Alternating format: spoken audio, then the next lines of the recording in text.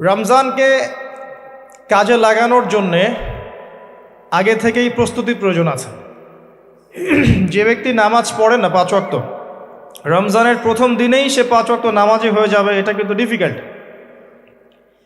এই জন্য এখন থেকেই নামাজের চর্চা করতে হবে। রমজানে কয়েকটা কাজ খুব বেশি বেশি গুরুত্ব দিয়ে করবেন। 1 নাম্বার, জামাতের সাথে 5 ওয়াক্ত সালাত পারা যাবে ইনশাআল্লাহ।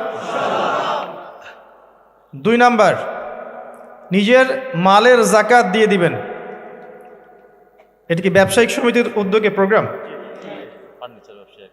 নিজেদের মালের জাকাত হিসেব করে মুফতি সাহেবদের কাছে যাবেন, কওমি ওলামায়ে কেরামের কাছে যেতে পারেন, গিয়ে জাকাতের আপনার নিসাব হিসাব করে নেবেন যে আপনার কতটুকু জাকাত এসেছে, এবং এটা দেওয়ার সবচেয়ে উত্তম সময় হচ্ছে রমাদান মাস। জাকাতগুলো দিয়ে দিবেন, আল্লাহ পাক তৌফিক দান করুন। সাদাকাতুল ফিতর দিবেন রমজান মাসে। তারাবির সালাত অবশ্যই অ্যাটেন্ড করবেন, তারাবির সালাত মিস করবেন না। পরিবারের ব্যক্তিদেরকে একসাথে নিয়ে ইফতার করবেন, আলাদা আলাদা করে করবেন না। বেশি থেকে বেশি মানুষকে ইফতার করাবেন, সামাজিকভাবে, রাষ্ট্রীয়ভাবে, সংগঠনের উদ্যোগে বা ব্যক্তিগত পর্যায়ে বেশি থেকে বেশি মানুষকে ইফতার করাবেন। এবং কোরআনুল কারীমকে বেশি সময় দিবেন। প্রতিদিন অন্ততপক্ষে 1 পারা করে তেলাওয়াত পড়বেন। যারা হাফেজ কোরআন তারা পুরো কোরআন হিফজ আবার চর্চা করবেন। যারা আরও বড় লেভেলে আছেন, কোরআন গবেষণা করবেন। 5 ওয়াক্ত নামাজের পরে একটা করে হাদিস পড়ার চেষ্টা করবেন মসজিদের মধ্যে। আসর থেকে মাগরিব এই সময়টুকুর মধ্যে, আসরের নামাজের পরে মসজিদ ভিত্তিকভাবে দার্সের ব্যবস্থা করবেন, তালিমের ব্যবস্থা করবেন। 30 দিন 30টা আলাদা আলাদা টপিকে কথা হবে, জনগণ জানতে পারবে। পারা যাবে? ব্যবসায় এই মাসে খুব বেশি লাভের চেষ্টা করবেন না, পরকালীন লাভের চেষ্টা করবেন। সিন্ডিকেট করে দ্রব্যমূল্যের দাম বাড়িয়ে দিবেন না। চেষ্টা করবেন মানুষকে আরও সহজ করে দেওয়ার জন্য। যারা খাবারের ব্যবসা করেন, রমজান মাসে বেশি বেশি মানুষকে খাবার খাওয়াবেন, আল্লাহ বরকত দিবে ইনশাআল্লাহ। কাপড়ের ব্যবসা করেন, বেশি থেকে বেশি মানুষকে কাপড় দান করবেন রমজান মাসে। রমজানে মুসলিমদের নিত্য প্রয়োজনীয় যে দ্রব্যগুলো আছে, এগুলো যারা বিক্রি করেন তাদের প্রতি অনুরোধ থাকবে যে কৃত্রিম সংকট সৃষ্টি করে দাম বাড়াবেন না, বরং মানুষের জন্য সহজ করে দিবেন। আল্লাহ আপনার রিজিকে বরকত দিবে ইনশাআল্লাহ। বিশ্বের প্রায় প্রতিটা মুসলিম কান্ট্রিতেই রমজান মাসে দ্রব্যমূল্যের দাম নিয়ন্ত্রণে থাকে, কমে যায়, ইল্লাল বাংলাদেশ ছাড়া। কিন্তু আমরাই 90% মুসলিমের দেশ। এই মাস লাভের মাস, পরকালীন লাভের মাস, দুনিয়ার লাভের মাস নয়। বরং রমজান আসার আগেই পুরো মাসের বাজার এবং ঈদের শপিং করে ফেলে দিবেন।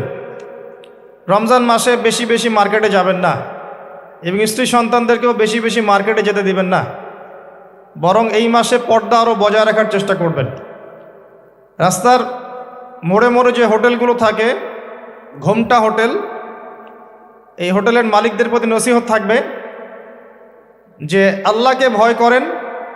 হোটেলের বাইরে লিখে দিবেন, মুসলিমদের জন্য খাওয়া আমার হোটেলে জায়েজ নাই। এটা করবেন, ঘোমটা না দিয়ে ওখানে লিখে দিবেন যে আপনি মুসলিম হয়ে থাকলে আল্লাহকে ভয় করুন, আমার হোটেলে মুসলমানদের জন্য আলাদা করে খাওয়ার কোনো জায়গা নাই রোজা রাখা অবস্থায়। সেলুনে আছেন যারা, সেলুনে লিখে দিবেন রমজান মাসে আমি দাড়ি কাটি না, কমপক্ষে লিখে দিবেন যে আমার দোকানে দাড়ি শেভ করা হয় না। রমজান মাসে আল্লাহওয়ালা হয়ে যান, লাআল্লাকুম তাত্তাকুন, তাকওয়া অবলম্বন করতে হবে। কিছু টিপস বলে দিলাম। সবচেয়ে বড় কথা হচ্ছে মানসিক প্রস্তুতি। রমজান আসতে যাচ্ছে, একটা মানসিক প্রিপারেশন। এই রমজানের 30টা দিন আমি প্রত্যেকটা দিনকে কাজে লাগাবো। প্রতিটা দিন আমি কোরআনের কিছু অংশ পড়ব, হাদিস কিছু পড়ব, 2টা কথা মানুষকে দাওয়াত দিব, ইফতার করাবো মানুষকে, সাধ্যমতো দান সাদাকা করব, তারাবির সালাতে হাজির হব, কোরআন খতম দিব। এই কাজগুলো করতে কি সরকার বাধা দিবে? প্রশাসন বাধা দিবে? এগুলো আমাদের হাতে আছে। আল্লাহ পাক আমাদের সবাইকে তৌফিক এনায়েত করুন, আমিন।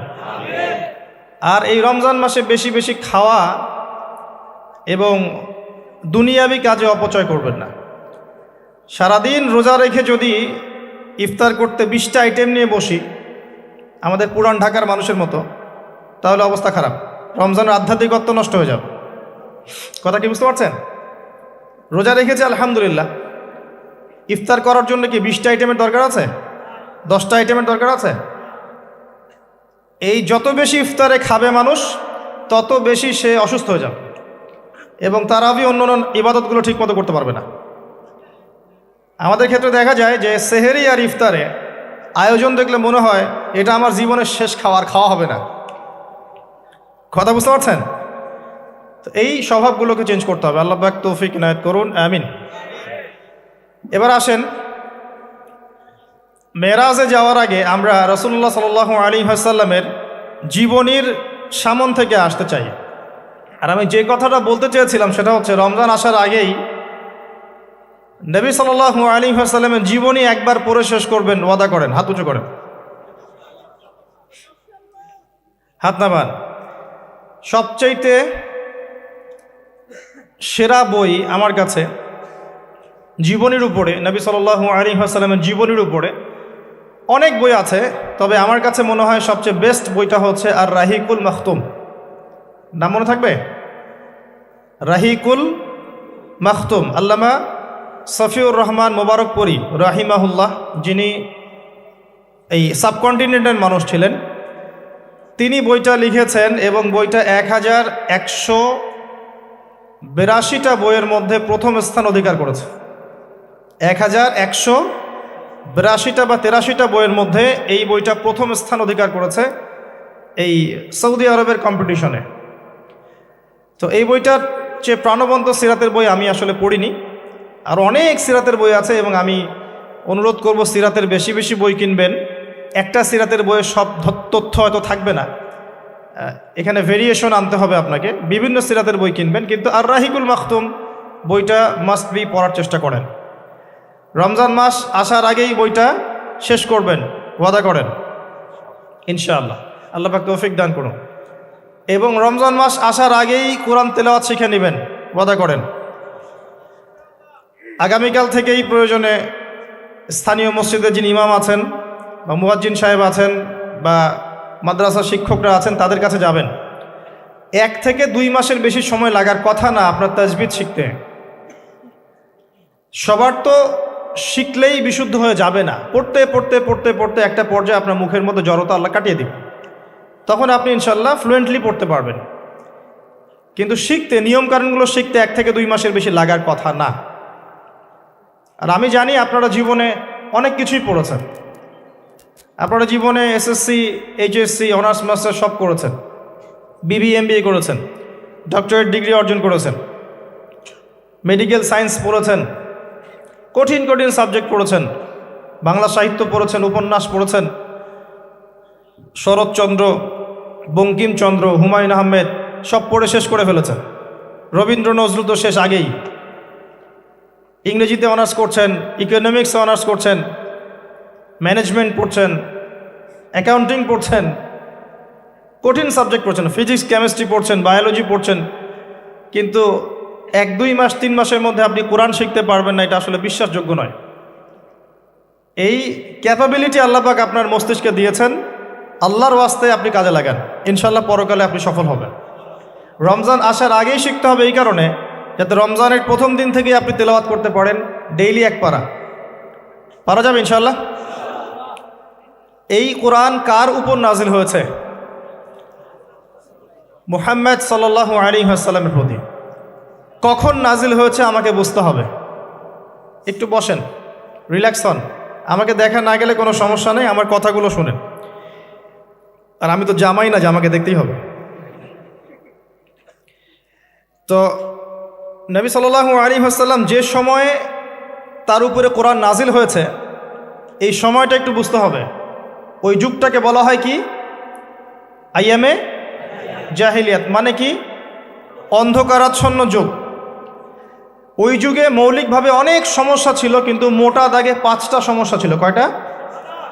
5টা। এখান থেকে আমি মেরাজের দিকে যাব ইনশাল্লাহ। 5টা মৌলিক সমস্যা ছিল। 5টা সমস্যার প্রথম হচ্ছে শিরক। ওই যুগের মানুষরা আল্লাহর সাথে শিরক করত। তারা মূর্তি পূজা করত, তারা মাধ্যম পূজা করত, তারা কবর পূজা করত, তারা মৃত ব্যক্তির পূজা করত, তারা প্রকৃতির পূজাও করত কোনো কোনো ক্ষেত্রে। আর অল্প কিছু মানুষ ছিল নাস্তিক, অল্প কিছু, খুব বেশি না। এই যে শিরকের এই সমস্যাটা এখনকার বিশ্বের মধ্যে নাই। আচ্ছা, দ্বিতীয় সমস্যা ছিল রিবা বা সুদ। তাদের ম্যাক্সিমাম মানুষ সুদ ভিত্তিক অর্থনীতির সাথে জড়িত ছিল। এই সমস্যাটা কি এখনকার বিশ্বে নাই? আছে। তৃতীয় সমস্যাটা ছিল এই, আপনাদের মোবাইল ফোনগুলো সাবধানে রাখবেন। এই পর্যন্ত যতগুলো মাহফিলে গিয়েছি, এখন দেখি খুব অবজেকশন আসে যে অ্যানাউন্স করতে বলা হয় যে অনেকের মোবাইল পাওয়া যায় না। তো মোবাইল ফোনগুলো একটু সাবধানে রাখবেন। এখানে আল্লাহ না করুক এমন মানুষও আসতে পারে যার উদ্দেশ্য ভালো না, তো এটা একটু খেয়াল রাখবেন। তো দ্বিতীয় সমস্যা ছিল রিবা, যেটা এখনকার বিশ্বের অন্যতম মৌলিক সমস্যা। আপনি যদি বিশ্বের অর্থনীতির দিকে তাকান, আপনি দেখবেন বিশ্বের পুরো অর্থনৈতিক সিস্টেমটা সুদভিত্তিক। কেউ এর বাইরে নয়, কেউই বাইরে নয়। আমরা এমন একটা যুগে বাস করছি যেখানে কেউ যদি সুদ থেকে বাইরে থাকতে চায়, যে আমি মোটেই খাবো না, একবারেই খাবো না, টোটালি খাবো না, তারপরেও তার গায়ের মধ্যে সুদের ছিটা ফোটা লাগবে। আমার কথা বুঝতে পারছেন? এটা সেই যুগ। কিভাবে লাগবে সেটা সম্পর্কে জানার জন্যে রিবা কেন্দ্রিক যে বইগুলো আছে, আল্লামা তকি উসমানের বই আছে, ইনশাআল্লাহ আগামীতে এটার উপর বিস্তারিত আলোচনাও আসবে। এগুলো পড়েন এবং শোনেন, ইনশাআল্লাহ কাজে দেবে। শুধু এতটুকু বলবো, যে খায় যে দেয়, যে সাক্ষী থাকে এবং যে লিখে রাখে, উভয়কেই, এই চার শ্রেণীর মানুষকেই নবী সাল্লাল্লাহু আলাইহি ওয়াসাল্লাম সমান অপরাধী বলেছেন। পুরো সিস্টেমটার মধ্যে এগুলো পড়ে যাবে। এমনকি যদি দেখেন আমি খাচ্ছি না, একটা ফ্ল্যাট বাসায় ভাড়া আছে, এই বাসা যে করেছে সে সুদের লোন নিয়ে করেছে, আমার ভাড়ার টাকা থেকে সে লোন শোধ করে, পরোক্ষভাবে আমিও সুদের সাথে জড়িত আছি। এটা সেই যুগ যেখানে আপনি বেঁচে থাকতে চাইলে পারবেন হয়তোবা, যদি আপনার তাকওয়া অনেক উঁচু লেভেলের হয়, কিন্তু ধুলিকণা আপনার গায়ে লাগবেই, আপনি বাঁচতে পারবেন না। তৃতীয় সমস্যা ছিল মাদক। আইয়ামে জাহিলিয়াতের তৃতীয় সমস্যা ছিল মাদক। এখনকার বিশ্বের দিকে আপনি তাকান, আপনি দেখবেন ম্যাক্সিমাম যুব সমাজ এই সমস্যায় নিপতিত আছে না? সেম সমস্যা। চতুর্থ সমস্যা ছিল নারীর অবমাননা। এটা সম্পর্কে বলার আমার কোনো প্রয়োজন নাই, যথেষ্ট বলেছি এই পর্যন্ত আমি। নারীকে যেভাবে আজকে আমরা পণ্যের ন্যায় ব্যবহার করছি, এটা আইয়ামে জাহিলিয়াতের সেই বন্যতাকেও হার মানিয়েছে। 5 নম্বর সমস্যা ছিল গোত্রীয় দ্বন্দ্ব, গোত্রীয় রক্তক্ষয়ী সংঘাত। এটা এখন বৈশ্বিক রূপ নিয়েছে। ধর্মের মধ্যে সংঘাত, পলিটিক্সের সংঘাত, বিশ্বের দেশগুলোর মধ্যে সংঘাত। এই যে এখন একটা নতুন সংঘাত চলছে, আল্লাহ জানে এটার মোড় কোন দিকে যাবে। যদিও এতটুকু মনে রাখবেন, বিশ্বের একটা শক্তি চায় যে বিশ্বে একটা পারমাণবিক যুদ্ধ হোক। তারা খুব করে চাচ্ছে বিশ্বে একটা পারমাণবিক যুদ্ধ হয়ে যাক। তাদের উদ্দেশ্য সফল হবে, বড় বড় পরাশক্তিরা একে অপরের সাথে মারামারি করে ধ্বংস হয়ে যাবে, প্রচুর মানুষ মারা যাবে, এবং তারা নতুন রুলিং স্টেট হিসেবে বিশ্বে আত্মপ্রকাশ করবে। একটা অংশটা চাচ্ছে, সেটা কারা আস্তে আস্তে বুঝতে পারবেন ইনশাআল্লাহ তাআলা। এই 5টা ছিল মৌলিক সমস্যা। এখন আপনি আপনার সমাজ এবং বিশ্বের দিকে তাকিয়ে দেখেন এই 5টা সমস্যা আছে কি নাই? আছে। এরকম একটা যুগে জন্ম নিয়েছেন প্রিয় নবী মুহাম্মদুর রাসূলুল্লাহ সাল্লাল্লাহু আলাইহি ওয়াসাল্লাম। এরকম সমাজে থেকেও তিনি কখনো পাপের ধার কাছেও যান নাই। বলেন সুবহানাল্লাহ। এরকম একটা সমাজে থেকেও যখন তিনি নবী হননি, তখনও পাপের ধার কাছেও তিনি যান নাই। তিনি কখনো শিরক করেননি, কখনো মূর্তি পূজা করেননি, কখনো রিবা খাননি, আর বাকি বিষয়গুলো ধার কাছেও যাননি। বরং তিনি হিলফুল ফুজর তৈরি করেছিলেন যাতে করে সমাজের এই অসঙ্গতিগুলো দূর করা যায়। এটা তো আপনারা জানেন। এরপর তিনি নবী হলেন 40 বছর বয়সে। প্রথম কোন আয়াত নাজিল হয়েছিল? সূরা আলাকের প্রথম 5 আয়াত আল্লাহ পাক প্রথমে পড়তে বলেছেন, ইকরা বিসমি রাব্বিকাল্লাযী খালাক। খালাকাল ইনসানা মিন আলাক ইকরা ওয়া রাব্বুকাল আকরাম আল্লাযী আল্লামা বিল কলম আল্লামাল ইনসান মা লাম ইয়ালাম। এখানে প্রথম কথাটা হচ্ছে পড়ুন।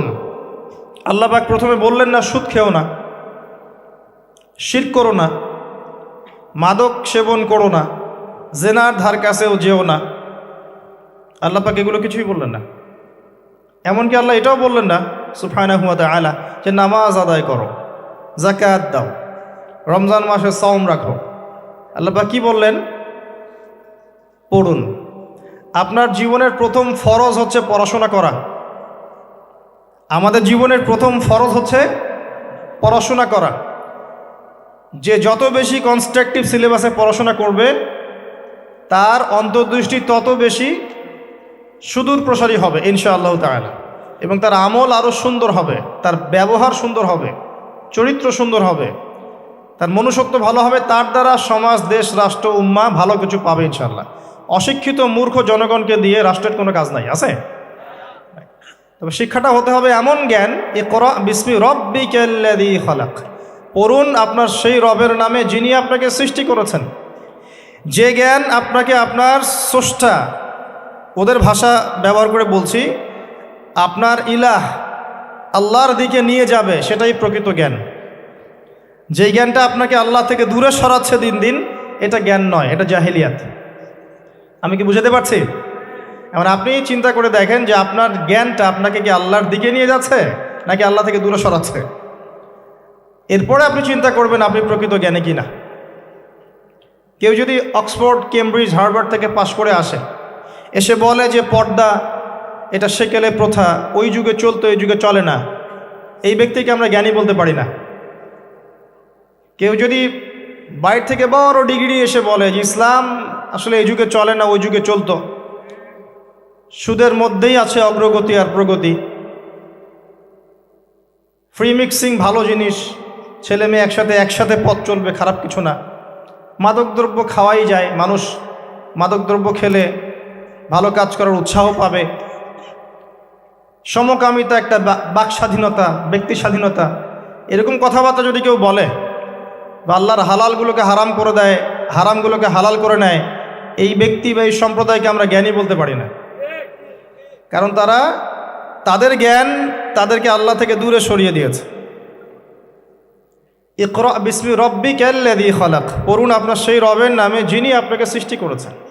খালাকাল ইনসানা মিন আলাক, যিনি মানুষকে সৃষ্টি করেছেন জমাট বাঁধা রক্তপিণ্ড থেকে। ইকরা ওয়া রাব্বুকাল আকরাম, পড়ুন আপনার রব মহামান্বিত। আল্লাযী আল্লামা বিল কলম, যিনি আপনাকে কলম দ্বারা জ্ঞান শিক্ষা দিয়েছে। মানুষ জ্ঞান অর্জন করতে পারেনি প্রথমে, আল্লাহ মানুষকে জ্ঞান শিখিয়েছেন। এটাকে বিশ্বাস করেন? ওয়াল্লামা আদামাল আসমাআ কুল্লাহা, আমি আদমকে সমস্ত নাম শিক্ষা দিয়েছি। কে শিক্ষা দিয়েছেন? আদম আলাইহিস সালামের কি জ্ঞান ছিল? আমাদের জ্ঞান ছিল? আল্লাহ শিখিয়েছেন। আল্লামাল ইনসান মা লাম ইয়ালাম, মানুষকে সেই জ্ঞান শিক্ষা দিয়েছেন যা মানুষ জানতো না। এই আয়াত নিয়ে নবী সাল্লাল্লাহু আলাইহি ওয়াসাল্লামের নবুয়তের জিন্দেগি শুরু হলো। কত বছর জিন্দেগি ছিল নবুয়তের জিন্দেগি? বলতে পারবেন? 23 বছর। 23 বছর। আমরা কিন্তু লেকচারের শেষে একটা কুইজ কন্টেস্ট করব ইনশাআল্লাহ। 5টা থেকে 10টা প্রশ্ন করব ইনশাআল্লাহ। 10 জনকে আমরা পুরস্কৃত করব ইনশাআল্লাহ তাআলা। মনোযোগের সাথে লেকচার শুনবেন। এরপর নবী সাল্লাল্লাহু আলাইহি ওয়াসাল্লামের নবুয়তের জিন্দেগি শুরু হলো। 23 বছর। কত বছর? তার মধ্যে প্রথম 13 বছর হচ্ছে মক্কায়, আর পরের 10 বছর কোথায়? মদিনায়। খুব সংক্ষিপ্ত আকারে বলছি, প্রথম 3 বছর নবী সাল্লাল্লাহু আলাইহি ওয়াসাল্লাম গোপনে দাওয়াত দিয়েছেন। কিভাবে? একদম গোপনে গোপনে। প্রথমে বাড়ির লোকজনকে, তারপর নিকট আত্মীয় যারা তাদেরকে, তারপর যাদের সাথে সম্পর্ক ভালো ক্লোজ তাদেরকে, এরপর আস্তে আস্তে আমভাবে। এটাই দাওয়াতি কাজের সুন্নাহ। এরপর 4র্থ থেকে 10ম এই সময়টুকুতে তিনি প্রকাশ্যে দাওয়াত শুরু করেছিলেন, তার সম্প্রদায়কে দাওয়াত দিলেন, যারা তার কথা বিশ্বাস করলো না, বেশিরভাগ মানুষই কুফরি করলো, বরং তারা ইসলাম যারা কবুল করেছে এদের উপরে নির্যাতন শুরু করলো। নির্যাতনের মাত্রা দিন দিন বাড়তে থাকলো। যখন হামজাহ এবং ওমর রাদিয়াল্লাহু আনহুমা তাদের মতো কিছু সাহাবী ইসলাম কবুল করলেন, ইসলাম তখন শক্তিশালী হওয়া শুরু করল। তারপরেও নির্যাতনের মাত্রা বাড়তে থাকলো। এক পর্যায়ে সাহাবীরা হিজরত করলেন আবিসিনিয়ায়। কোথায়? আবিসিনিয়ায়। প্রথম হিজরত মদিনায় হয়নি, প্রথম হিজরত আবিসিনিয়ায়। এটা হচ্ছে ইথিওপিয়ার পাশে, এখনকার মানচিত্রে ইরিত্রিয়া নামে একটা জায়গা আছে। দেখেছেন কখনো? বিশ্বের ম্যাপ দেখেছেন কখনো? বিসিএস কোচিং যারা করছেন তাদের তো জানার কথা। এই ইরিত্রিয়া ছিল সেই জায়গা যেখানে হিজরত করেছিলেন সাহাবীরা। সেখানে একজন বাদশাহ ছিলেন, তার নাম বাদশাহ নাজাশী। তিনি একজন খ্রিস্টান ছিলেন, কিন্তু ভালো খ্রিস্টান ছিলেন, সৎ। তিনি মুসলিমদেরকে আশ্রয় দিয়েছিলেন এবং তার রাজ্যে মুসলিমরা নিরাপদে ছিল, বসবাস করেছে দীর্ঘদিন। পরবর্তীতে এই বাদশাহ নাজাশী ইসলাম কবুল করে মুসলিম হন। মারা গেলে নবী সাল্লাল্লাহু আলাইহি ওয়াসাল্লাম তার গায়েবানা জানাজার নামাজও পড়েছেন। কুরাইশদের অত্যাচার বাড়তে থাকে। এক পর্যায়ে নবী সাল্লাল্লাহু আলাইহি ওয়াসাল্লাম তায়েফে হিজরত করেন, চেষ্টা করেন তায়েফবাসীকে বোঝানোর জন্যে। তায়েফের লোকজন সাড়া দেয়নি, উল্টা নবী সাল্লাল্লাহু আলাইহি ওয়াসাল্লামকে রক্তাক্ত করেছিল। তিনি ফিরে আসেন মক্কায়। আবারও মক্কায় ফিরে আসার পরে অল্প দিনের ব্যবধানে, বেশি দিন না, মাত্র অল্প দিন, 3 দিন 7 দিন, কেউ বলেছে 3 মাস, এইটুকু ব্যবধানে প্রথমে চাচা আবু তালেব, তারপরে স্ত্রী খাদিজা রাদিয়াল্লাহু আনহা, তারা ইন্তেকাল করেন। এবং নবী সাল্লাল্লাহু আলাইহি ওয়াসাল্লামের এই শেষ আশ্রয়স্থল আবু তালেব, সেটাও শেষ হয়ে যায়। তার স্ত্রী খাদিজা রাদিয়াল্লাহু আনহা আল্লাহর কাছে চলে যান। এই সময়টাতে নবী সাল্লাল্লাহু আলাইহি ওয়াসাল্লাম প্রচণ্ড মানসিক কষ্টে ছিলেন। আল্লাহ পাক এইরকম একটা সময়ে মেরাজের ঘটনা ঘটিয়েছেন। বলেন সুবহানাল্লাহ। আল্লাহ রাব্বুল আলামিন তাকে পুরো মানসিক সমস্ত কষ্ট থেকে ফারেক করে আল্লাহ পাকের সমস্ত কুদরত দেখিয়েছেন মহাবিশ্বে নিয়ে গিয়ে। যদিও বা তার আগের 3 বছর সাহাবীদেরকে বয়কট করা হয়েছিল। 3 বছর গাছের ছাল পাতা খেয়ে সাহাবীরা থেকেছেন শিয়ারে আবু তালেব নামক জায়গায়। এরপর বয়কট তুলে নেওয়া হয়। তারপর এই আমুল হুজন আসে। এর পরের বছর ইয়াসরিব বা মদিনা থেকে 6 জন যুবক এসে ইসলাম কবুল করে। বলেন সুবহানাল্লাহ। তাদের নেতা ছিলেন আসাদ বিন জুরারাহ রাদিয়াল্লাহু আনহু। তিনি ফিরে যান মদিনায়। পরের বছর আবার 6 জনকে নিয়ে আসেন, টোটাল 12 জন। এই 12 জন মুসলিম হয়ে আবার মদিনায় ফিরে যান। এই 12 জনের সাথে আল্লাহর নবী সাল্লাল্লাহু আলাইহি ওয়াসাল্লাম একজন সাহাবীকে পাঠিয়ে দেন দায়ী হিসেবে। তার নাম মুসআব বিন উমাইর রাদিয়াল্লাহু আনহু। মুসআব বিন উমাইর রাদিয়াল্লাহু আনহু। প্রশ্ন কিন্তু আসবে, ভালো করে মনে রাখতে থাকেন। এরপরে মুসআব বিন উমাইর রাদিয়াল্লাহু আনহু এই 12 জন সাহাবীর সাথে যান মদিনায়। মদিনার আগের নাম ছিল ইয়াসরিব। কি নাম? ইয়াসরিব। এর পরের বছর মোট 75 জন, 73 জন পুরুষ আর 2 জন নারী, আওস এবং খাজরাজ গোত্রের, তারা আসেন। এসে নবী সাল্লাল্লাহু আলাইহি ওয়াসাল্লামের হাতে হাত রেখে বায়াত করেন। মহিলারা হাতে হাত রাখে নাই, পুরুষেরা হাতে হাত রেখেছিল। আমাদের নবীজি মহিলাদের হাতে কখনো হাত রেখে বায়াত করার নাই। এখন অনেক ভণ্ড পীর দেখা যায় মহিলাদের হাতে হাত রেখে বায়াত করাচ্ছে। মহিলারা হাত ধরে বায়াত করাতে হয়? মহিলারা মৌখিক বায়াত করবে। তো 75 জন সাহাবী এসে ইসলাম কবুল করে আবার চলে যান মদিনায়। এই যে 75 জন ইসলাম কবুল করলেন, মদিনার বিশাল একটা জনগোষ্ঠী, কিন্তু 75 জন কম নয়, কারণ ওইখানে জনসংখ্যা এত বেশি ছিল না। তারপরের বছর নবী সাল্লাল্লাহু আলাইহি ওয়াসাল্লাম নিজে এবং সাহাবীরা সবাই গিয়ে হিজরত করেন মদিনায়। কথা বুঝতে পারছেন? এই যে নতুন একটা রাষ্ট্রের জন্ম হলো, মক্কা থেকে সবাই এখন মদিনায়, মক্কায় ঘরবাড়ি ছেড়ে দিয়ে নিঃস্ব হাতে, খালি হাতে, আল্লাহর উপর তাওয়াক্কুল করে। ওখানে আনসারী সাহাবীরা তাদেরকে বরণ করে নিলেন। এমনভাবে বরণ করলেন যে কারো যদি 2টা জমি থাকে, একটা জমি দিয়ে দিয়েছে, কারো 2টা বাড়ি থাকলে একটা বাড়ি দিয়ে দিয়েছে। এমনভাবে বরণ করে নেন। নতুন রাষ্ট্র হলো। নবী সাল্লাল্লাহু আলাইহি ওয়াসাল্লাম সেখানে মদিনা সনদ করলেন।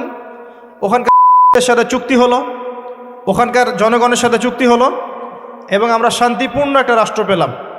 এরপর নবী সাল্লাল্লাহু আলাইহি ওয়াসাল্লাম সেখানে অর্থনীতি সমৃদ্ধ করতে লাগলেন, সামরিক বাহিনী সমৃদ্ধ করতে লাগলেন, অস্ত্রশস্ত্র সব কিছু হতে লাগলো, একটা রাষ্ট্রের যা যা প্রয়োজন সব কিছু সেখানে হতে লাগলো।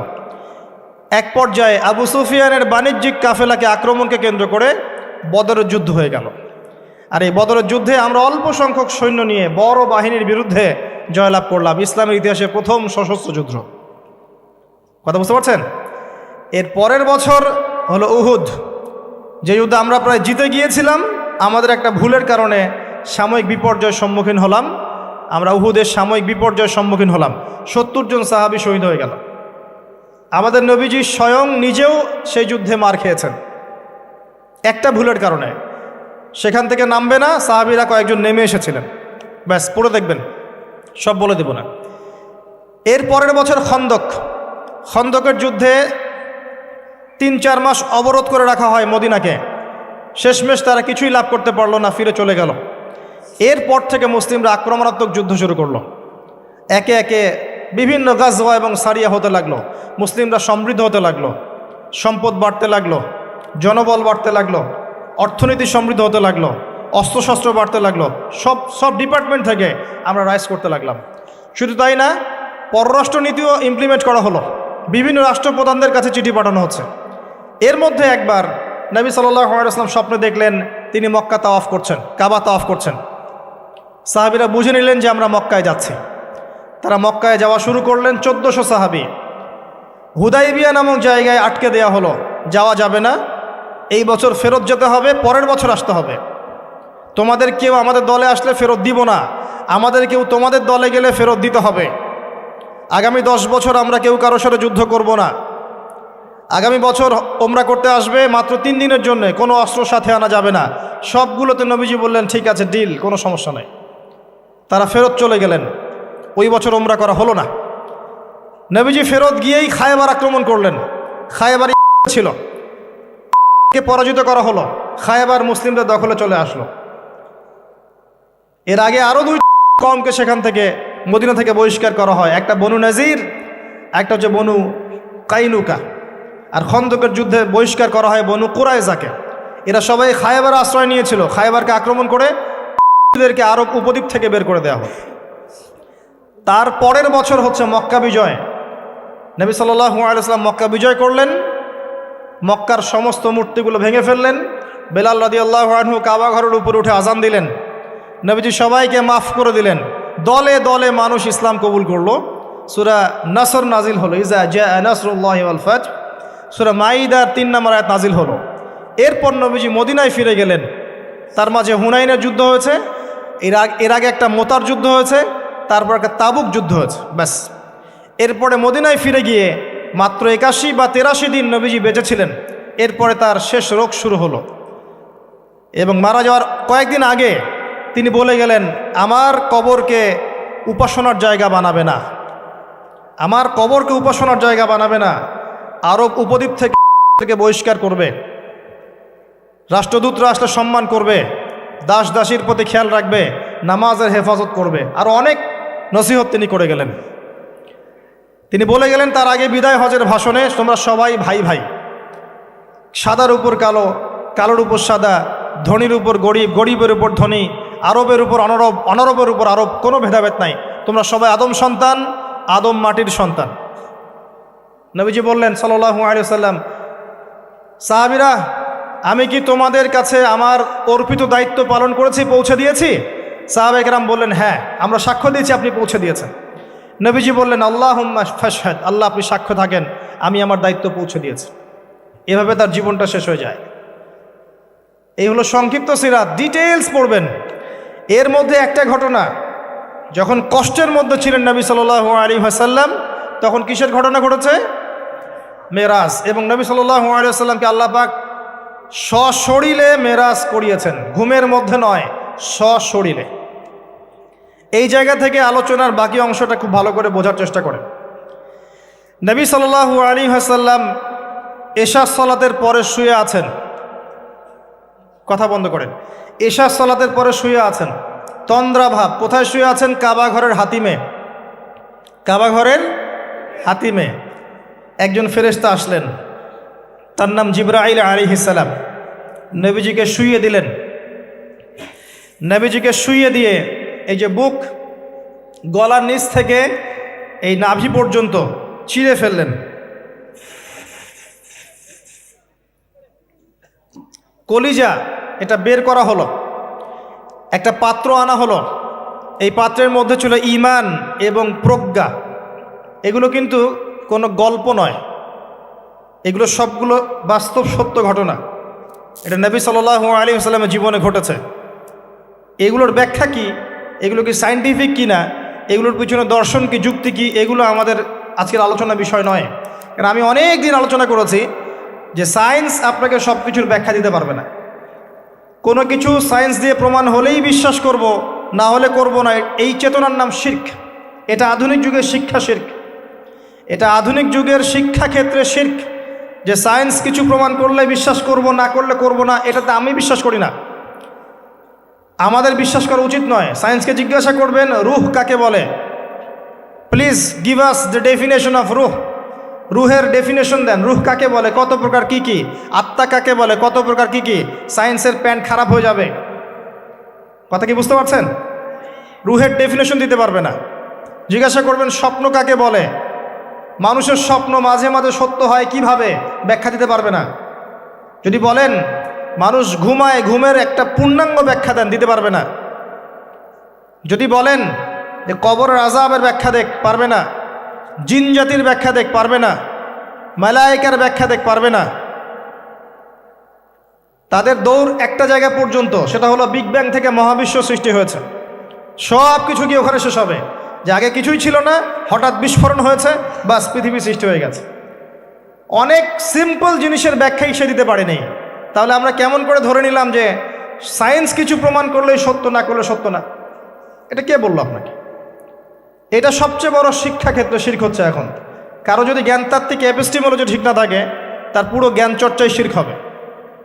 তাই আমি এখানে এই আলোচনা করতে যাচ্ছি না যে এটা সায়েন্টিফিক ব্যাখ্যা ইত্যাদি, আমি জাস্ট ঘটনাটা বলছি, এর পিছনে শিক্ষাগুলো বলবো। বুক চিরে ফেলা হয় এবং কলিজাটা বের করে একটা পাত্র আনা হয় স্বর্ণের, এর মধ্যে ঈমান এবং প্রজ্ঞা ছিল। ঈমান এবং প্রজ্ঞা কি, এর আকার আকৃতি কেমন, আল্লাহ ভালো জানেন। সব কিছু সায়েন্টিফিক হবে না যে কঠিন তরল বায়বীয়। কঠিন তরল বায়বীর বাইরেও অনেক কিছু আছে যেটা সায়েন্স জানে না। কথা কি বুঝতে পারছেন? অনেক কিছুই আছে, কঠিন তরল বায়বীর বাইরেও অনেক কিছু আছে যেটা সায়েন্স ব্যাখ্যা করতে পারবে না। ঈমান এবং প্রজ্ঞার এই পাত্রে কলিজাটা ডুবানো হয়, ধুয়ে পরিষ্কার করে আবার আগের জায়গায় ফিট করে দেওয়া হয়। আনাস রাদিয়াল্লাহু আনহু, বিখ্যাত সাহাবী, প্রায় 10 থেকে 12 বছর নবী সাল্লাল্লাহু আলাইহি ওয়াসাল্লামের খেদমত করেছেন। তিনি বলেছেন, আমি আল্লাহ রসুলের বুকের মধ্যে এই যে বুক চিরে ফেলা, সিনা চাক, এই দাগটা আমি দেখেছি, বুকের মধ্যে দাগ ছিল।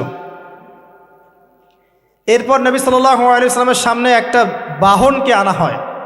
এই বাহনের নাম হচ্ছে বোরাক। কি নাম? গাধার চেয়ে একটু বড়, খচ্চরের চেয়ে একটু ছোট, এর নাম হচ্ছে বোরাক। এই বোরাকে নবী সাল্লাল্লাহু আলাইহি ওয়াসাল্লামকে উঠতে বলা হয়। তিনি উঠতে গেলে বোরাক একটু পার্ট নিয়েছে, ভাব নিয়েছিল আর কি। ভাব নেওয়া বোঝেন? মাঝে মাঝে আমরা ভাব নেই না? কখনো মেয়েদের বিউটি কন্টেস্ট দেখেছেন? ফ্যাশন শো দেখেন নাই? টিভিতে অ্যাডভার্টাইজ দেখেন নাই? কে দেখে নাই? এটা তো সবাইকেই দেখতে হয়। কার চোখে পড়েনি? মনে হবে যে মানুষকে ভয় দেখাচ্ছে। এই যে ভাব, বোরাক একটা ভাব নিয়েছিল। তো জিবরাইল আলাইহিস সালাম বোরাককে বলছেন যে শুনো, তোমার পিঠে মুহাম্মদ সাল্লাল্লাহু আলাইহি ওয়াসাল্লামের চেয়ে উত্তম কোনো মানুষ এখনো বসে নাই, আর মুহাম্মদ সাল্লাল্লাহু আলাইহি ওয়াসাল্লামের চেয়ে প্রিয় এবং সম্মানিত মহান কোনো ব্যক্তি আল্লাহর কাছে নাই। অতএব তুমি এত পার্ট নিও না। তখন বোরাক ঘামতে শুরু করে। আমি যে কথাগুলো বলছি এগুলো সহিহ বুখারীর মধ্যে আছে, সহিহ মুসলিমের মধ্যেও আছে এবং অন্যান্য সিরাতের গ্রন্থগুলোর মধ্যে আছে। আমি এক জায়গায় করে কথাটা বলার চেষ্টা করছি।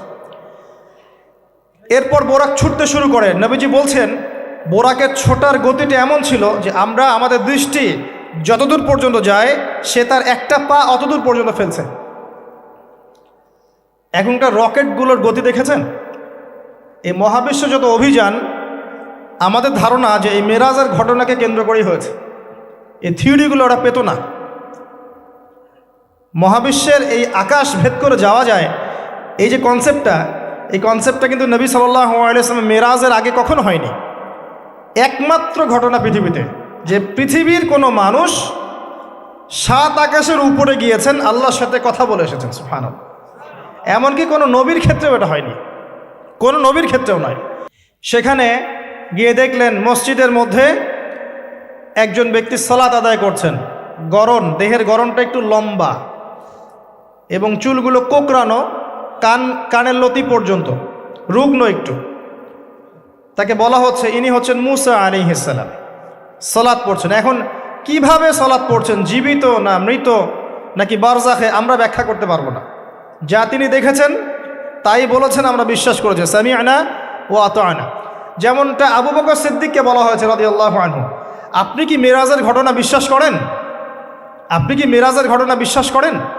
আল্লাহ রাসূল সাল্লাল্লাহু আলাইহি ওয়াসাল্লাম এক রাতের মধ্যে বাইতুল মাকদিস গিয়েছেন, সেখান থেকে আরশে আজিম, আবার ফিরে এসেছেন, অজুর পানি গড়িয়ে পড়ছে। আবু বকর সিদ্দিক তিনি বলছেন, এর চাইতেও বড় কথা তো আমি বিশ্বাস করি, সেটা হলো আসমান থেকে কোরআন তার উপর নাজিল হচ্ছে প্রতিনিয়তই। যে আল্লাহ তার উপর কোরআন নাজিল করতে পারেন, তাকে আসমানে নিয়েও যেতে পারেন, এটা অবিশ্বাস করার কি আছে? এরপর থেকে তার নাম হয় কি? সিদ্দিক। তো আমরা ওই দিকে যাওয়ার চেষ্টা করি। নবীজি বলেছেন, ব্যাস সত্য। এবং এখানে ঢোকার আগে একটা পাথরের মধ্যে এই বোরাকটাকে বেঁধে রাখা হয়। আরেকজন ব্যক্তিকে দেখেছেন যার গড়ন ফর্সা এবং লালচে, এই দুইটা কালারকে মিক্স করলে যেমন গায়ের রং হবে এমন, এবং চুলগুলো হচ্ছে অনেক সোজা, সিল্কি। সিল্কি শব্দটা আমি বুঝলাম, চুলগুলো অনেক সোজা, এটা আমার কথা। স্বচ্ছ ঝকঝকে চুল। তো গায়ের গড়নটা খুব বেশি লম্বাও না, খুব বেশি খাটোও না।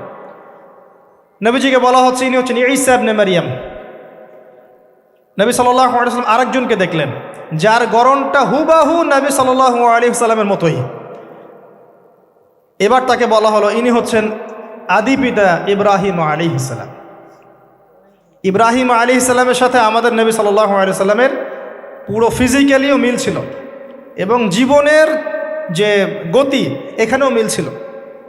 হয়তোবা এই কারণেই আমরা দরুদ ইব্রাহিমে অন্য নবীর নাম না নিয়ে ইব্রাহিম আলাইহিস সালামের নামটা নিচ্ছি। আল্লাহু আলাম, আল্লাহ ভালো জানে। যখন নবীর নাম আসবে সবাই কমসে কম সাল্লাল্লাহু আলাইহি ওয়াসাল্লামটুকু বলবেন মনে মনে। এবার সেখানে নবী সাল্লাল্লাহু আলাইহি ওয়াসাল্লাম সমস্ত নবীদেরকে নিয়ে 2 রাকাত সালাত পড়লেন। তিনি ইমামতি করলেন। নবীদের ইমাম হচ্ছেন আমাদের নবী মুহাম্মদুর রাসূলুল্লাহ সাল্লাল্লাহু আলাইহি ওয়াসাল্লাম। আল্লাহ পাক আমাদের সবাইকে তার সুন্নাহগুলো আমল করার তৌফিক দান করুন। আমাদের প্রতিটা কাজ যেন তার সুন্নাহ মতো হয়, আল্লাহ পাক সে তৌফিক এনায়েত করুন। এরপর নবী সাল্লাল্লাহু আলাইহি ওয়াসাল্লামকে নিয়ে যাওয়া হচ্ছে আকাশে। প্রথম আকাশের দরজা আছে। এখন নাসা যদি আবিষ্কার করতে ব্যর্থ হয়, আমাদের কিছু করার নাই, আকাশের দরজা আছে। ওরা যদি বলে জান্নাত জাহান্নামের ব্যাখ্যা কি, জান্নাত জাহান্নাম তো সায়েন্স প্রমাণ করতে পারছে না, তাহলে এগুলোর কি ব্যাখ্যা?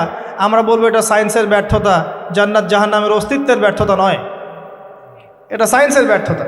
আছে, খুঁজতে থাকেন, একদিন পাবেন ইনশাআল্লাহ। তবে পাওয়ার আগে যে কিয়ামত হয়ে যাবে এটা নিশ্চিত, পাওয়ার আগে কিয়ামতই হয়ে যাবে। আমরা কারেন্ট অ্যাফেয়ার্সে দেখেছিলাম কয়েকদিন আগে একটা গ্রহের সন্ধান পাওয়া গেছে। এই গ্রহটা ডায়মন্ড দিয়ে তৈরি, হীরার। এখন বিশ্ববাসী বিশ্বাস করছে হ্যাঁ হীরার গ্রহ আছে। কথা বুঝতে পারছেন? আল্লাহ পাক কোরআনে বলেছেন জান্নাতের মাটি হবে সোনার, আছে না, সোনার, মতির, জহরতের। তো যদি কখনো দেখবেন সায়েন্স বলে যে হ্যাঁ এমন একটা গ্রহ পাওয়া গেছে পৃথিবী থেকে কয়েক কোটি আলোকবর্ষ দূরে, গ্রহের নাম হচ্ছে JNAXYZ.000 অমুক, এদের নামগুলো এমন ভয়ঙ্কর হয় আর কি, তখন দেখবেন বিশ্বের মানুষ বিশ্বাস করবে না? বিশ্বাস নিশ্চিত বিশ্বাস করবে। আমাদের পুরো চিন্তাটাই এখন এমন, সায়েন্স বললে হ্যাঁ আমি হ্যাঁ, ও যদি বলে না আমি না। 20 সেকেন্ড হাত দাও, 20 সেকেন্ডই। মাস্ক না পড়লে যাবে না, ভাইরাস যাবেই না, পড়তেই হবে। 3 ফিট দূরে দাঁড়াও, 4 ফিট দূরে দাঁড়াও, ও যা বলবে তাই। এটা শিরক, মসজিদের মধ্যে আমরা বানরের মতো নামাজ পড়ছি, জাস্ট লাইক ডঙ্কিস, 4 ফিট দূরে দূরে এক একজন। সুবহানাল্লাহ, মাঝখানে কি শয়তানের জন্য? বাকি সবখানে এক জায়গায় একত্রিত হওয়া যাচ্ছে। মসজিদে গেলে 1000টা রেস্ট্রিকশন, কি সমস্যা? সমস্যা কোথায়? চেহারা ঢেকে নামাজ হয় মসজিদে? বড় বড় ওলামায়ে কেরামদের কাছে ফতোয়া নেন। একটা বিশ্বাস, একটা ভয়, একটা আতঙ্ক। আর কিছু কিছু মিডিয়ার কাজ হচ্ছে মানুষকে আতঙ্কিত করা। আজকে কয়টা মরল, আজকে কয়টা আক্রান্ত হলো, আজকে কয়টা কী হলো। মানুষের সাইকোলজিক্যালি এমন, মানে মাইন্ডসেটটা তৈরি করা হচ্ছে এমন যে ভয়, আতঙ্ক। কেন ভাই, মরবেন না কখনো? সতর্ক থাকার নাম কি এরকম করা? সারা বিশ্বের মানুষকে ভয় দেখিয়ে আতঙ্কিত করে ফেলা হচ্ছে। আর ওইদিকে দেখেন যাদের যুদ্ধ করার যুদ্ধ করছে, যাদের যা কিছু করার তাই করছে। সারা ওয়ার্ল্ড অ্যাফেয়ার্স কি থেমে আছে? মানুষের দৃষ্টিভঙ্গিকে একদিকে ফোকাস করিয়ে দেয়। আমরা বলছি না যে ভাইরাসের অস্তিত্ব নাই, কিন্তু আল্লাহর চেয়ে বেশি ভয় তাকে করতে হবে কেন? বিগত 1 বছরে যতগুলা মানুষের সাথে আমি মোসাফা করেছি, এতদিনে আমার কবরে থাকার কথা ছিল, যদি সায়েন্স সত্য হয়। কথা কি বুঝতে পারছেন না? এখন আপনি আমাকে ব্যাখ্যা দেন যে আমার কেন হয় নাই, ব্যাখ্যা দেন। কি ব্যাখ্যা দিবেন আপনি আমাকে? প্রতিটা দিন ইভেন এই মাহফিলের সিজনে প্রতিটা দিন মিনিমাম 100-200 মানুষের সাথে আমি মোসাফা করেছি, এবং সবাই এটা সাক্ষী। একটা দিন আমার জ্বর আসে নাই, এর কি ব্যাখ্যা দিবেন? সায়েন্স যদি এটাই বলে যে মোসাফা করলেই ভাইরাস হবে, মোসাফা করলেই ভাইরাস হবে, তাহলে আমার হইল না কেন? এর ব্যাখ্যা দেন। কোনো ব্যাখ্যা নাই। এরপরেও আল্লাহ বিশ্বাস করবে না, এরপরেও আল্লাহ বিশ্বাস করবে না। জামজাম কূপ, জামজাম কূপের পানির ব্যাখ্যা দেন, কিভাবে এত পানি চলছে, শেষ হচ্ছে না কেন? আমাদের চিন্তা ভাবনা চেঞ্জ করেন। ও যা বলবে তার 100% সত্যি হতে হবে এমন নয় বিষয়টা।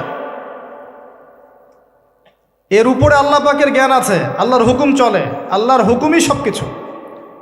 এর বাইরে মানুষ প্রোটেকশন নিবে, সুস্থ থাকবে, সে তার মেডিকেল রুটিনগুলো ঠিকঠাক মতো চলবে, ঠিক আছে, কিন্তু এত বেশি কেন মাথায় নিতে হবে যে আল্লাহকেই মানুষ ভুলে যাচ্ছে? সব কিছুর ঊর্ধ্বে মনে হয় যে বস্তুবাদিতে আল্লাহ অনেক পরের। আল্লাহ ব্যাপারটা কেন এমন কেন হলো? আমরা দিন দিন আমাদের সাইকোলজি এমন জায়গায় নিয়ে যাচ্ছি যে চিন্তা ক্ষেত্রে আমরা বুদ্ধিবৃত্তিকভাবে শিরক করছি। আল্লাহ পাক বোঝার তৌফিক দান করুন, আমিন। আসেন, কোন জায়গায় ছিলাম? প্রথম আকাশ, আকাশের দরজা আছে, নক করা হচ্ছে। আরেকটা কথা বলি, এই পুরো মহাবিশ্বে যতদূর পর্যন্ত আলোচনা হয়েছে এগুলো প্রথম আকাশের অন্তর্ভুক্ত, এরপরে দ্বিতীয় আকাশ। কথা কি বুঝতে পারছেন? এই সব কিছু প্রথম আকাশের মধ্যে, এত গ্যালাক্সিস, এত গ্রহ, এত নক্ষত্র সব কিছু। ওই দিক থেকে আওয়াজ আসছে যে কে আপনারা, কে? জিবরাইল আলাইহিস সালাম বলছেন আমি জিবরিল। ওই দিকের প্রহরী বলছেন আপনাকে কি পাঠানো হয়েছিল? জিবরিল আমিন বলছেন হ্যাঁ, আমাকে পাঠানো হয়েছে।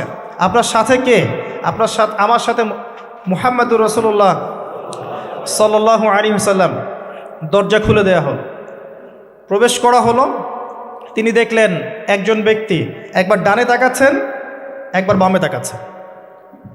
ডান দিকে তাকাচ্ছেন, হাসছেন, বাম দিকে তাকাচ্ছেন, কাঁদছেন। নবী সাল্লাল্লাহু আলাইহি ওয়াসাল্লাম জিজ্ঞাসা করলেন উনি কে আর উনি এমন করছেন কেন? তাকে বলা হলো তিনি হচ্ছেন আমাদের সবার আদি পিতা আদম আলাইহিস সালাম। যখন ডান দিকে দেখছেন, ডান দিকের রূহগুলো হচ্ছে জান্নাতি রূহ, এগুলোকে দেখে তিনি হাসছেন, তার সন্তানদের মধ্যে এই মানুষগুলো জান্নাতে যাবে। যখন বাম দিকে তাকাচ্ছেন, তার সন্তানদের এই রূহ দেখে তিনি কষ্ট পাচ্ছেন, এরা জাহান্নামে যাবে। আর আমি বলে রাখি, সহিহ বুখারীতে 4 বার হাদিসে এসেছে যে আদম আলাইহিস সালামকে কিয়ামতের মাঠে আল্লাহ পাক ডেকে নিয়ে আসবেন এবং বলবেন তোমার সন্তানদের মধ্য থেকে জান্নাতি জাহান্নামী আলাদা করে দাও। আদম আলাইহিস সালাম বলবেন কতজন হে আল্লাহ? আল্লাহ বলবেন প্রতি 1000-এ 999 জনকে জাহান্নামের জন্য আলাদা করে দাও। বলেন নাউযুবিল্লাহ, ইন্না লিল্লাহ ওয়া ইন্না ইলাইহি রাজিউন। প্রত্যেক 1000-এ 999 জন মানুষ জাহান্নামে যাবে। আল্লাহ পাক আমাদেরকে হেফাজত করুন, আমিন। তবে সবচেয়ে বেশি মানুষ যারা জান্নাতে যাবে তারা এই উম্মতের মধ্যে, এটা সুখবর। সবচেয়ে বেশি মানুষ যারা জান্নাতে যাবে তারা এই উম্মতে মুহাম্মাদের মধ্যেই হবে।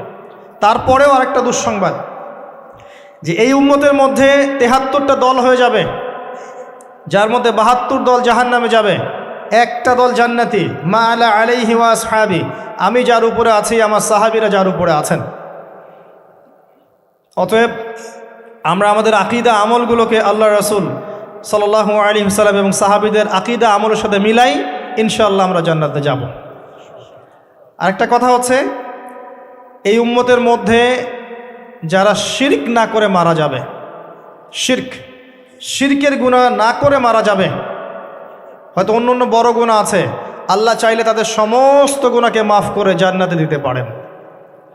সাবধান থাকবেন শিরক থেকে। আল্লাহ পাক সবাইকে শিরক থেকে মুক্ত রাখুন, আমিন। আদম আলাইহিস সালামকে দেখে তিনি সালাম দিলেন, তিনি সালামের প্রতি উত্তর দিলেন, মারহাবা জানালেন এবং এগিয়ে চললেন। দ্বিতীয় আসমানে নবী সাল্লাল্লাহু আলাইহি ওয়াসাল্লাম সাক্ষাৎ হচ্ছে দুজন নবীর সাথে। একজন ঈসা ইবনে মারিয়াম, নাম শুনেছেন? তিনি সেই নবী যিনি কে হত্যা করবেন এবং এই পৃথিবীতে তিনি আবারও ফিরে আসবেন ইনশাআল্লাহ।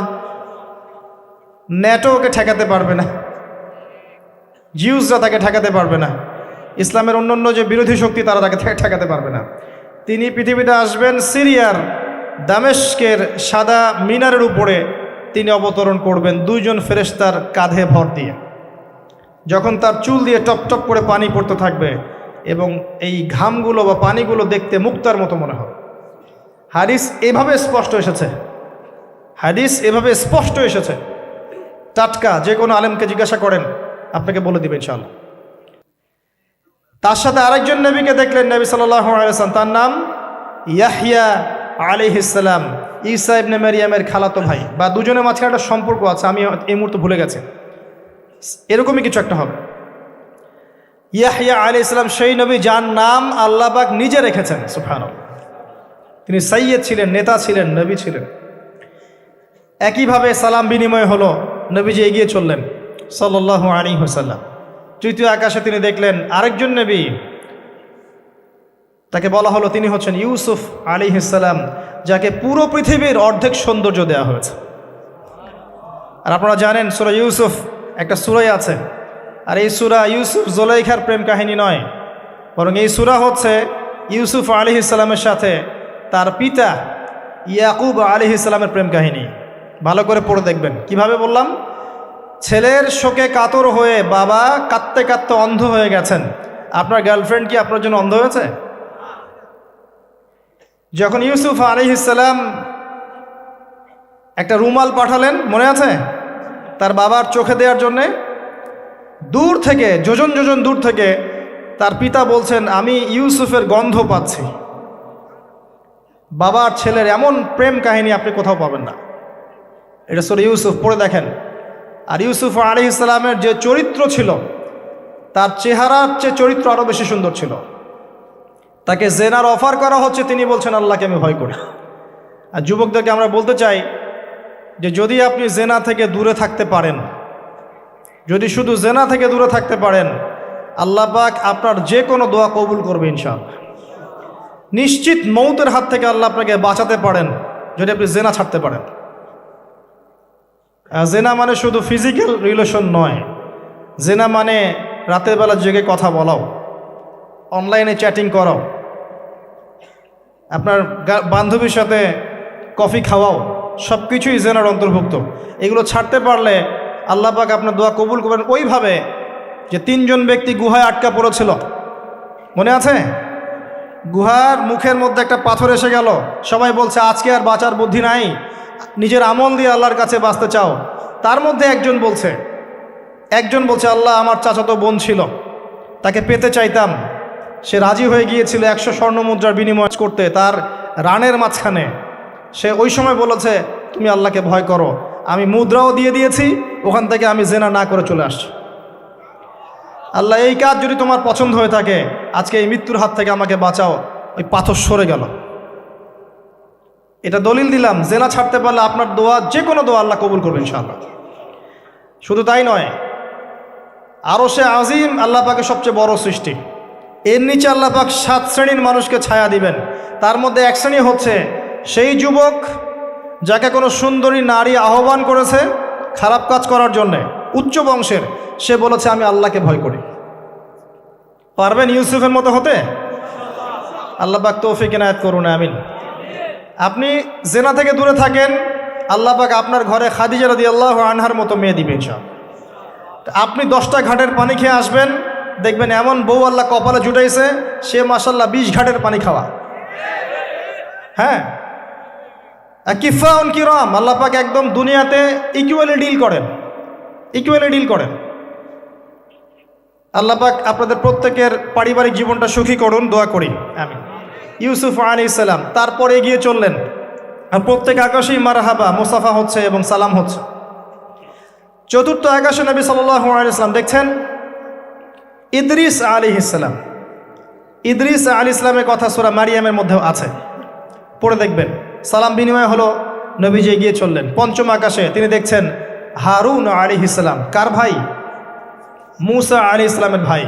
তিনি কিন্তু মূসা আলাইহিস সালামের সাথে ফেরাউনের সামনে গিয়ে দাওয়াত দিয়েছেন, মনে আছে? আরেকটা কথা বলি, কোরআনে দাড়ির দলিল আছে? দাড়ি বলবে নাই। কোরআনে কোথায় দাড়ির দলিল আছে বলেন তো দেখি, কে বলতে পারবেন? কঠিন প্রশ্ন। 500 টাকা পুরস্কার দেব আমার পক্ষ থেকে, জান। যদিও 500 কোনো টাকাই না, টাকার মান দিন দিন কমছে। কোন সূরায় দাড়ির কথা আছে কে বলতে পারবেন? আলেম ওলামা বাদ, তারা তো পারবেন। আমরা সিভিলিয়ানদের জিজ্ঞাসা করছি, সাধারণ জনগণ। কে পারবেন বলেন? কোন সূরায় দাড়ির কথা আছে? দাড়ি কোরআনে একটা জায়গায় দাড়ির কথা আছে, কে বলতে পারবেন? দেখছেন, আল কোরআনের আলো ঘরে ঘরে যা আলো, তাই না? স্লোগান দিয়ে কাজ হবে না ভাই, প্রত্যেক ঘরে ঘরে কোরআনওয়ালা মানুষ তৈরি করতে হবে, তারপরে আলো অটোমেটিক ঘরে ঘরে জ্বলবে ইনশাআল্লাহ। আচ্ছা যাক, আমার টাকা বেঁচে গেল। সূরা তহায় আছে। কোথায় আছে? সূরা তহার মধ্যে আছে। একটা জায়গায় দাড়ির কথা আছে, সেটা হচ্ছে হারুন আলাইহিস সালামের দাড়ি। কার দাড়ি? হারুন আলাইহিস সালামের দাড়ি। মূসা আলাইহিস সালাম ফেরাউন থেকে এই যে দলবল নিয়ে পার হওয়ার পরে, বনু ইসরায়েলকে নিয়ে পার হওয়ার পরে আল্লাহ পাক তাকে 40 দিন ডেকেছেন তুর পাহাড়, মনে আছে? তুর পাহাড়ে তিনি গেছেন। এই ফাঁকে বনু ইসরায়েল শিরক করা শুরু করেছে, এই যে বাছুর পূজা শুরু করেছে, মনে আছে? পড়েন নাই কখনো? বাছুর পূজা শুরু করেছে। মূসা আলাইহিস সালাম তাওরাত নিয়ে আসছেন, এসে দেখছেন যে কওমের এই অবস্থা। তিনি রাগে তাওরাত ছুঁড়ে মারলেন। তিনি প্রচণ্ড ব্যক্তিত্ব সম্পন্ন মানুষ ছিলেন, গায়রতওয়ালা। রাগে তাওরাত ছুঁড়ে মারলেন এবং এসে এই যে হারুন আলাইহিস সালাম যাকে রেখে গিয়েছিলেন যে কওমকে দেখাশোনা করবে, তার দাড়ি চিপে ধরলেন। তুমি থাকতে এরা এই অবস্থায় গেল কিভাবে? এক হাতে দাড়ি, এক হাতে চুল, চেপে ধর। তুমি থাকতে এই অবস্থা হইল কিভাবে? সূরা তহা পড়ে দেখেন। তখন হারুন আলাইহিস সালাম বলছেন যে হে আমার ভাই, আমার দাড়ি আর চুল ধরো না, এই একটা জায়গায় আছে। তার মানে দাড়ি পাওয়া যাচ্ছে কোরআনে। কিছু মানুষ তো এখন বলে কোরআন মানি, হাদিস মানি না, তাই না? ওই অজুহাত দিয়ে এখন দাড়ি রাখে না, বলে কোরআনে তো দাড়ির কথা নাই, রাখবো কেন? সুবহানাল্লাহ। আপনারাও কি এটা বিশ্বাস করেন যে আমরা শুধু কোরআন মানবো, হাদিস মানবো না? স্পষ্ট কুফরি, স্পষ্ট কুফরি। কোরআন এবং হাদিস একসাথে মিলেই শরিয়া। শুধু কোরআন মানি, হাদিস মানি না, এটা বলতে গিয়ে সে বোঝাচ্ছে সে আসলে কোরআনও মানে না। কোরআনে আল্লাহ বলেছেন ওয়ামা আতাকুমুর রাসূল ফাখুযুহ, রাসূল যা দিয়েছেন নিয়ে নাও। ওয়ামা নাহাকুম আনহু ফান্তাহু, যা থেকে নিষেধ করেছেন দূরে থাকো। তাহলে সুন্নাহ না মানলে আপনি কিভাবে কোরআন মানবেন? কথা কি বুঝতে পারছেন? আসেন, হারুন আলাইহিস সালাম সালাম বিনিময় হলো, চললেন। তারপরে ষষ্ঠ আসমানে গিয়ে দেখলেন মূসা আলাইহিস সালাম, সেই যে ব্যক্তি। সালাম বিনিময় হলো, চলে যাচ্ছেন, আর মূসা আলাইহিস সালাম কাঁদছেন, কান্না করছেন। জিজ্ঞাসা করা হলো কেন কান্না করছেন? তিনি বললেন আমার পরে একজন যুবক নবী হবে যার উম্মত আমার চেয়ে বেশি জান্নাতে যাবে, এটা চিন্তা করে আমি কান্না করছি। তিনি হচ্ছেন মুহাম্মদুর রাসূলুল্লাহ সাল্লাল্লাহু আলাইহি ওয়াসাল্লাম। তারপরে গিয়ে চললেন সপ্তম আসমান। সেখানে সপ্তম আসমান মানে 7 নম্বর মহাবিশ্ব, সেখানে গিয়ে দেখলেন যে বাইতুল মামুর নামে একটা জায়গা আছে, ঠিক কাবা ঘরের একদম এক্স্যাক্টলি উপরে, একদম সোজা উপরে বাইতুল মামুর নামে একটা জায়গা আছে। এটা হচ্ছে ফেরেশতাদের ইবাদতের জায়গা, তারা সেখানে তাওয়াফ করেন। প্রতিদিন 70,000 ফেরেশতা, প্রতি মুহূর্তে 70,000 ফেরেশতা এখানে তাওয়াফ করে। এবং যার একবার তাওয়াফের সুযোগ হয়েছে সে আর কখনো সুযোগ পাবে না, শেষ। আল্লাহ পাকের ফেরেশতাদের সংখ্যা চিন্তা করেন তাহলে। এবার সেখানকার দেয়ালে হেলান দিয়ে আছেন ইব্রাহিম আলাইহিস সালাম, তার চেহারা একদম মুহাম্মদ সাল্লাল্লাহু আলাইহি ওয়াসাল্লামের মতো, এবং অনেক ছোট ছোট বাচ্চা তার সামনে খেলা করছে। ওই যে বাচ্চা কোরবানির কথা মনে আছে, যেসব মুমিন মুসলিমদের ছোট ছোট বাচ্চা কাচ্চারা নাবালক অবস্থায় মারা যায় না, তাদের আত্মাগুলো সেখানে চলে যায়, তারা সেখানে খেলা করতে থাকে। যারা পিতা পায়নি, যখন পিতার কথা মনে হয় খেলতে খেলতে, তখন তারা ইব্রাহিম আলাইহিস সালামের কাছে দৌড় দেয়। মায়ের কথা মনে হলে তার স্ত্রীর কাছে দৌড় দেয়। আমাদের যাদের সন্তান 2-1 মারা গেছে, এটা আমাদের পরকালে অ্যাসেট, পরকালের সম্পত্তি। কিয়ামতের মাঠে ওই ছেলে ওই মেয়ে আপনার হাত ধরবে, আঙ্গুল ধরে ফেলে বলবে, আল্লাহ আমার বাবাকে মাফ করে দাও, না হলে আমি জান্নাতে যাব না। তাই বেশি বেশি বাচ্চা কাচ্চা নিতে হয় সামর্থ্য অনুযায়ী, আর সামর্থ্য আল্লাহ দিবেন। যখন আপনি 4-5টা এরকম করে বাচ্চা কাচ্চা নিবেন, 2-1টা বাচ্চা মারা যেতে পারে, এগুলো আপনার পরকালের সম্পত্তি। আর এখন তো আমাদের জেনারেশনকে রেস্ট্রিক্টেড করার জন্যে 2টো সন্তানের বেশি নয়, 1টি হলে ভালো হয়। সুবহানাল্লাহ। মুসলিমদেরকে চতুর্দিক থেকে চাপে ফেলা, চতুর্দিক থেকে গলা চিপে ধরা। আর জনশক্তিতে রূপান্তরিত হলে কোনো সমস্যা আছে? চাইনিজদের জনসংখ্যা কত? চায়নার জনসংখ্যা কত? ম্যাক্সিমাম জনগণকে তারা জনশক্তিতে রূপান্তরিত করেছে। এই আপনার পশ্চিমারায় ন্যাটো ম্যাটো যত কিছু আছে, চায়নার এগেনস্টে কথা বলুক দেখি কত বড় সাহস। সারা বিশ্বকে নিয়ন্ত্রণ করে ফেলছে ওরা এখন। কই, তারা তো আর তারা যখন দেখেছে যে আমাদের আর প্রয়োজন নাই, তখন তারা একটা লস দিয়েছে ওদের কান্ট্রিতে। এটা মুসলিমদের জন্য প্রযোজ্য নয়। যাই হোক, সন্ততি ওখানে গিয়ে মারা গেলে আপনার অ্যাসেট। এরপরে আসেন যারা ইচ্ছা করে সন্তান হত্যা করছে, গর্ভের সন্তান যখন জানছে যে এটা মেয়ে, তখন তাকে ফেলে দিচ্ছে। আবার অবৈধ সন্তান যারা অ্যাবর্শন করে নষ্ট করছে, এই যে হত্যাগুলো, এই প্রাণগুলোকে আল্লাহ পাক কিয়ামতের মাঠে জীবন্ত করবেন, এবং তাদেরকে দেখিয়ে ওই ব্যক্তিদেরকে চার্জ করা হবে যে কি অপরাধে তাকে হত্যা করা হয়েছে। সতর্ক হয়ে যান। আল্লাহ পাক এটাও বলেছেন, দারিদ্র্যের ভয়ে সন্তানকে হত্যা করো না, রিজিক আল্লাহ দিবেন ইনশাআল্লাহ। এই সমুদ্রের কোটি কোটি মাছকে আল্লাহ পাক খাওয়াতে পারলে আপনাকে আমাকেও খাওয়াতে পারবে ইনশাআল্লাহ, যদি না আমরা আমাদের রিজিকটা সংকুচিত করে ফেলি। মানুষের রিজিক কেড়ে খাচ্ছে সুদের মধ্য দিয়ে। মানুষের রিজিক কেড়ে খাচ্ছে সুদের মধ্য দিয়ে, অন্য কোনো বিষয় নাই, সুদ, রিবা। আসেন, সপ্তম আসমানে এই অবস্থা। এরপরে নবী সাল্লাল্লাহু আলাইহি সাল্লামকে আরও সামনে নিয়ে যাওয়া হলো। এই জায়গার নাম সিদরাতুল মুনতাহা। কি নাম? সর্বশেষ জায়গা, যেখানে জিবরাইল আলাইহিস সালামও এর উপরে আর যেতে পারেন না। যদিও বা জিবরাইল আলাইহিস সালাম ফেরেশতাদের সর্দার, তিনিও যেতে পারেন না। তারপরে আরেকটা জগৎ আছে, ওই জগৎ থেকে আদেশ এই সিদরাতুল মুনতাহা পর্যন্ত আসে, এখান থেকে কালেক্ট করে নিচে নামানো হয়। আবার এখান থেকে কোনো আদেশ বা কোনো আদেশ না, এখান থেকে কোনো ফলাফল মুনতাহা পর্যন্ত নিয়ে যাওয়া হয়, সেখান থেকে উপরে তুলে নেওয়া হয়। ওটা একটা বর্ডার, কথা বুঝতে পারছেন? এটা একটা বর্ডার, নো ম্যানস ল্যান্ড। এই জায়গায় গিয়ে জিবরাইল আলাইহিস সালাম নিজের আকৃতিতে আসলেন। 600টা পাখা। কতগুলো পাখা? 600 পাখা। নবী সাল্লাল্লাহু আলাইহি সাল্লাম একটু বিব্রত বোধ করছিলেন, তিনি আবার আগের রূপে ফিরে আসলেন। এই জায়গায় বাহন চেঞ্জ করা হলো।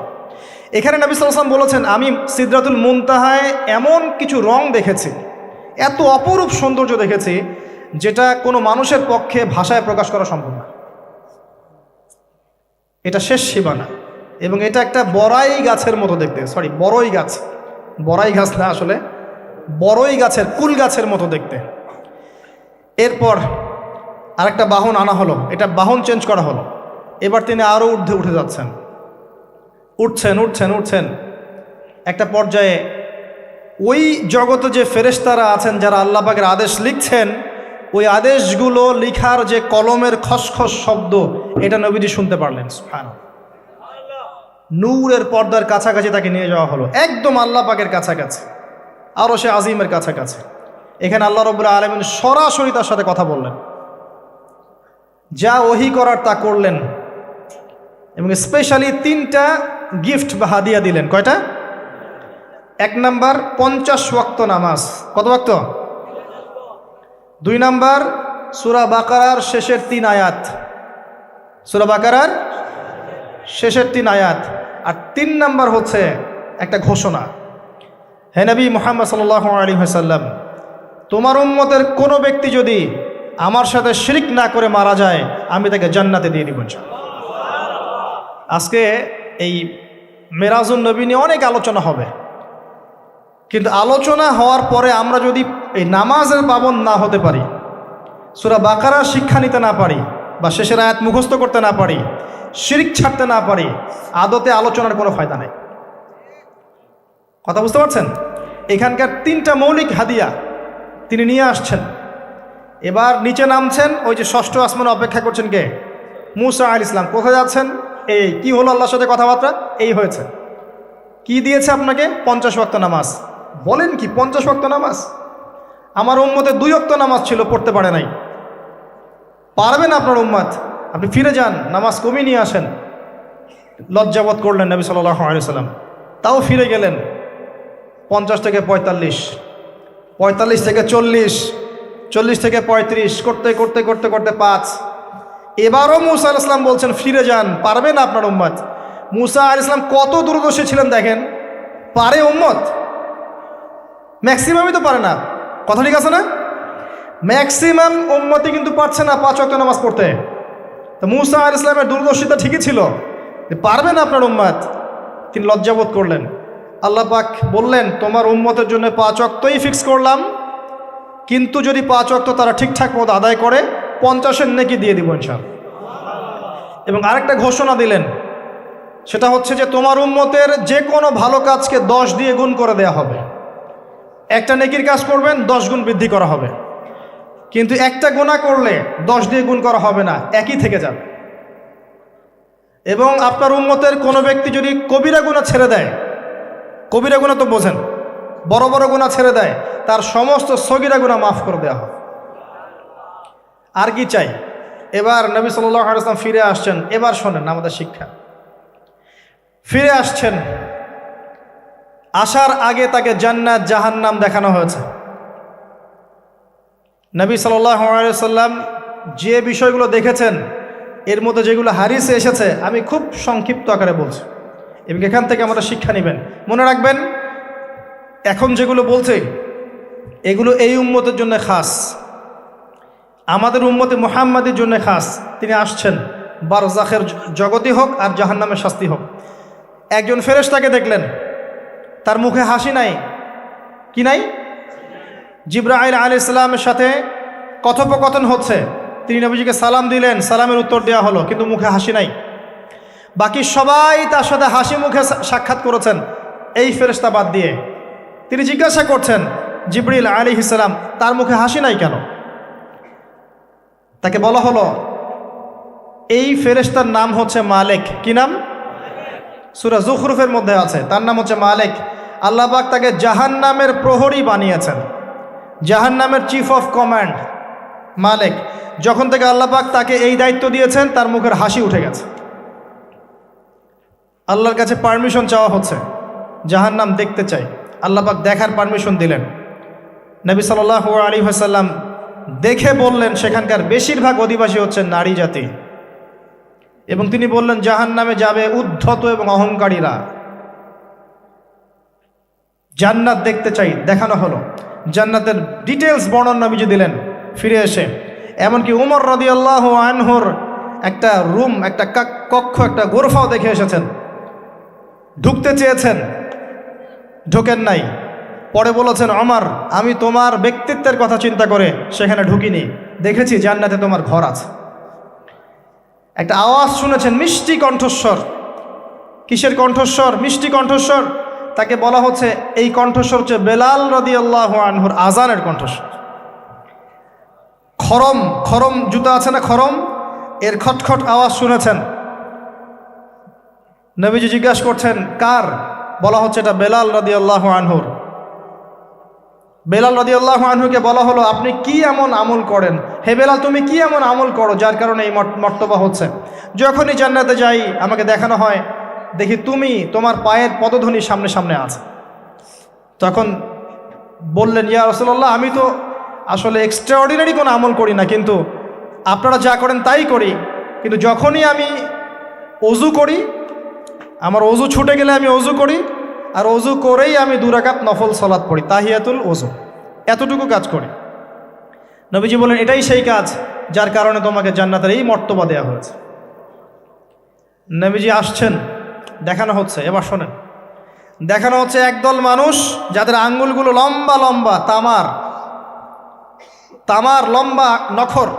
নখর বোঝেন? নখর।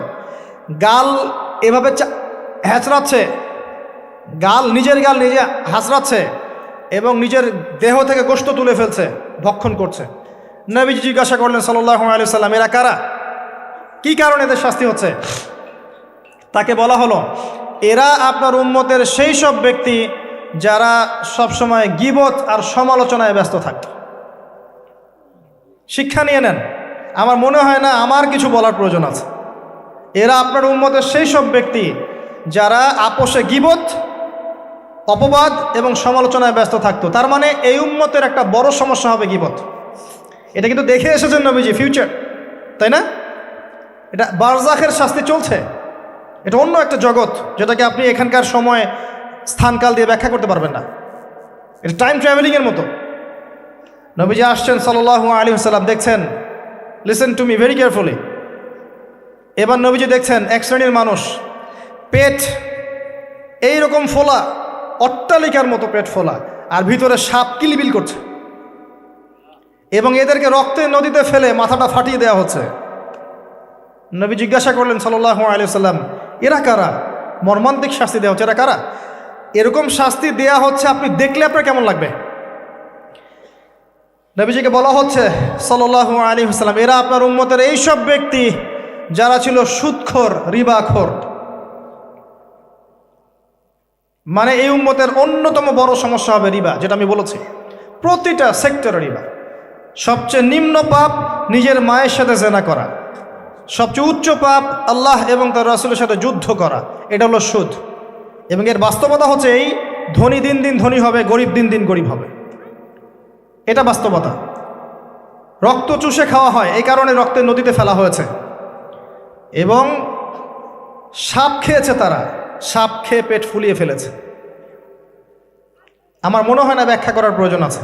আর একটা হাদিস আগেই বলেছি, যে দেয়, যে নেয়, যে সাক্ষী থাকে, যে লিখে রাখে, সবাইকে সমানভাবে লানত করেছেন নবী সাল্লাল্লাহু আলাইহি ওয়াসাল্লাম।